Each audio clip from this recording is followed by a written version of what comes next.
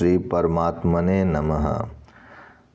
इस प्रकार परमेश्वर के स्वरूप का और उनकी प्राप्ति के फल का वर्णन करके अब 2 मंत्रों में पहले मुक्ति के लिए और पीछे सांसारिक भय से रक्षा के लिए उन परमात्मा से प्रार्थना करने का प्रकार बताया जाता है।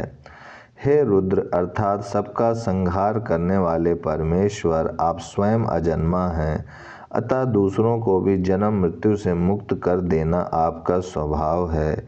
यह समझकर कोई जन्म मरण के भय से डरा हुआ साधक इस संसार चक्र से छुटकारा पाने के लिए आपकी शरण लेता है। मैं भी इस संसार चक्र से छुटकारा पाने के लिए ही आपकी शरण में आया हूँ। अतः जो आपका दाहिना मुख है अर्थात जो आपका परम शांत कल्याणमय स्वरूप है, उसके द्वारा आप मेरी इस जन्म मरण रूप महान भय से सदा के लिए रक्षा करें, मुझे सदा के लिए इस भय से मुक्त कर दें।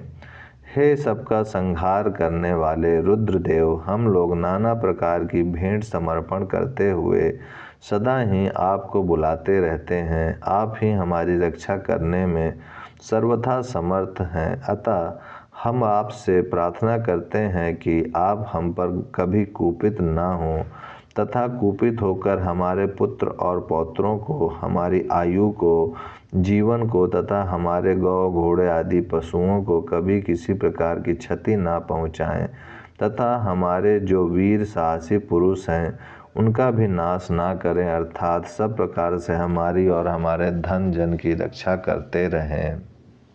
चतुर्थ अध्याय समाप्त। पंचम अध्याय। जो परमेश्वर ब्रह्मा से भी अत्यंत श्रेष्ठ हैं, अपनी माया के पर्दे में छुपे हुए हैं, सीमा रहित और अविनाशी हैं, अर्थात जो देश काल से सर्वथा अतीत हैं तथा जिनका कभी किसी प्रकार से भी विनाश नहीं हो सकता, तथा जिन परमात्मा में अविद्या और विद्या दोनों विद्यमान हैं, अर्थात दोनों ही जिनके आधार पर टिकी हुई हैं, वे पूर्ण ब्रह्म पुरुषोत्तम इस हैं। इस मंत्र में परिवर्तनशील, घटने बढ़ने वाले और उत्पत्ति विनाशशील क्षर तत्व को तो अविद्या नाम से कहा गया है, क्योंकि वह जड़ है, उसमें विद्या का, ज्ञान का सर्वथा अभाव है। उससे भिन्न जो जन्म मृत्यु से रहित हैं, जो घटता बढ़ता नहीं, वह अविनाशी कूटस्थ तत्व जीव समुदाय विद्या के नाम से कहा गया है, क्योंकि वह चेतन है, विज्ञानमय है।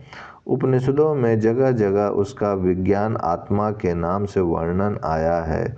यहाँ श्रुति ने स्वयं यह विद्या और अविद्या की परिभाषा कर दी है, अतः अर्थांतर की कल्पना अनावश्यक है। जो इन विद्या और अविद्या नाम से कहे जाने वाले क्षर और अक्षर दोनों पर शासन करते हैं, दोनों के स्वामी हैं, दोनों जिनकी शक्तियाँ अथवा प्रकृतियाँ हैं, वे परमेश्वर इन दोनों से अन्य सर्वथा विलक्षण हैं।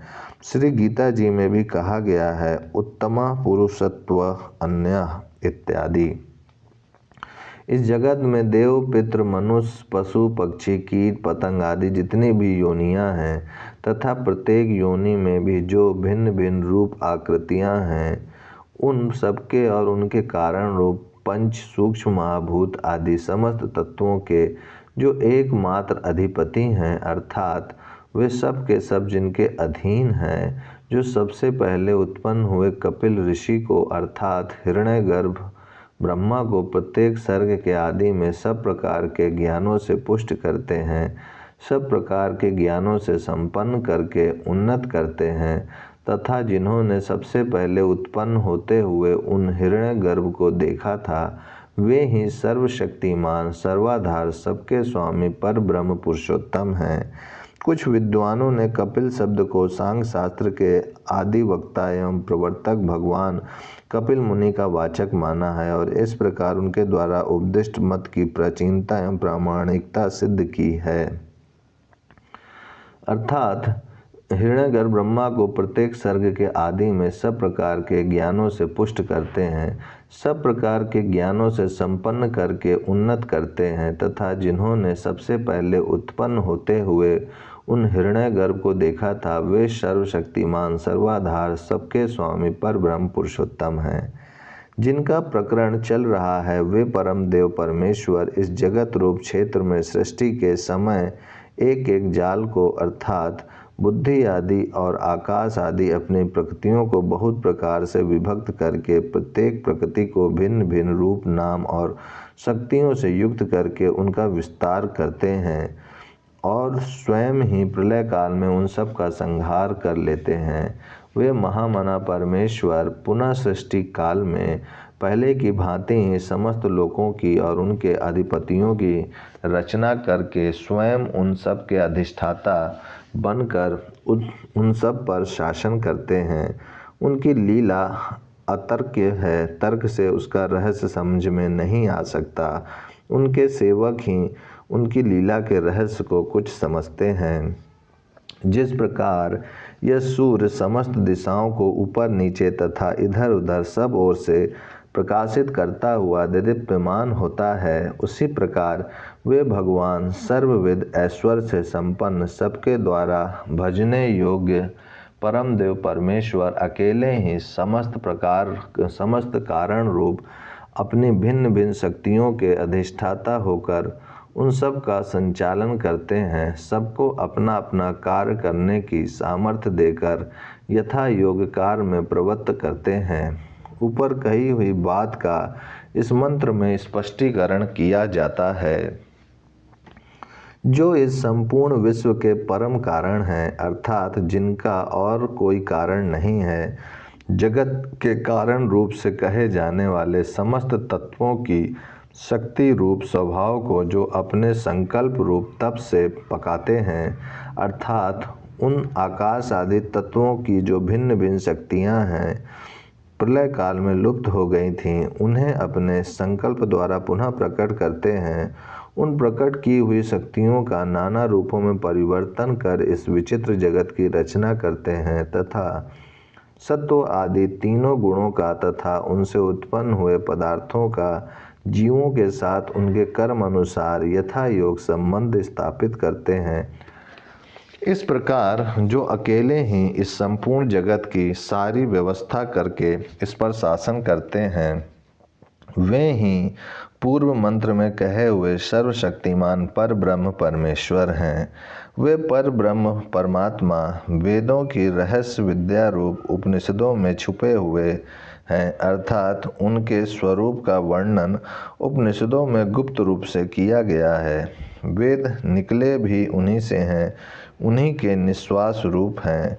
यस् निश्वसितम वेदा, इस प्रकार वेदों में छुपे हुए और वेदों के प्राकट्य स्थान उन परमात्मा को ब्रह्मा जी जानते हैं।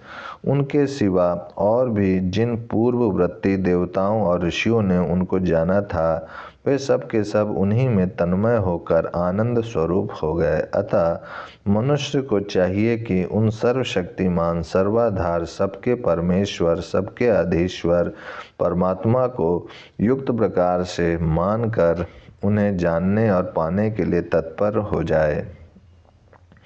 पांचवें मंत्र में यह बात कही गई थी कि परमेश्वर सब जीवों का उनके कर्म अनुसार गुणों के साथ संयोग कराते हैं। अतः जीवात्मा का स्वरूप और नाना योनियों में विचरने का कारण आदि बतलाने के लिए अलग प्रकरण आरंभ किया जाता है। इस मंत्र में प्रकरण आरंभ करते ही जीवात्मा के लिए गुणानव्य विशेषण देकर यह भाव दिखाया गया है कि जो जीव गुणों से संबंध अर्थात प्रकृति में स्थित है, वही इस जन्म मरण रूप संसार चक्र में घूमता है।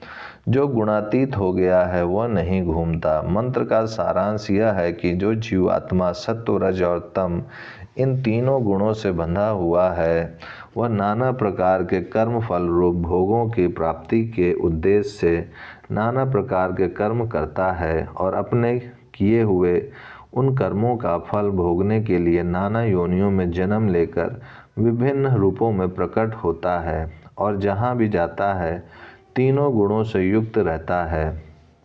मृत्यु के उपरांत उसके कर्म अनुसार तीन गतियां होती हैं, अर्थात शरीर छोड़ने पर वह तीन मार्गों से जाता है। वे तीन मार्ग हैं, देवयान, पितृयान और तीसरा निरंतर जन्म मृत्यु के चक्र में घूमना। इन 3 मार्गों का वर्णन ये है कि देवयान मार्ग से जाने वाले ब्रह्मलोक तक जाकर वहाँ से लौटते नहीं, ब्रह्मा के साथ ही मुक्त हो जाते हैं। पितृयान से जाने वाले स्वर्ग में जाकर चिरकाल तक वहाँ के दिव्य सुखों का उपभोग करके और पुण्य क्षीण हो जाने पर पुनः मृत्युलोक में ढकेल दिए जाते हैं। और तीसरे मार्ग से जाने वाले कीट पतंग आदि क्षुद्र योनियों में भटकते रहते हैं। वह प्राणों का अधिपति जीव आत्मा जब तक मुक्त नहीं हो जाता तब तक अपने किए हुए कर्मों से प्रेरित होकर नाना लोकों में भिन्न भिन्न प्रकार की योनियों को ग्रहण करके इस संसार चक्र में घूमता रहता है। ओम शांति शांति शांति।